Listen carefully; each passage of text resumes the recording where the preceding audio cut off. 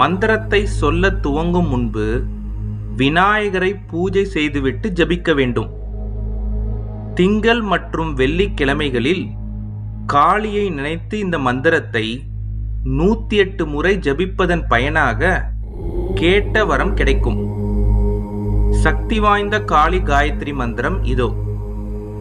ஓம் காளிகாயாச வித்மஹே சமசான வாசினியை தீமஹி தன்னோ அகோர பிரசோதயாத்.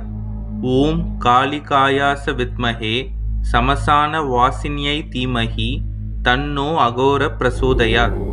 ஓம் காளிகாயாச வித்மஹே சமசான வாசினியை தீமஹி தன்னோ அகோர பிரசோதயாத்.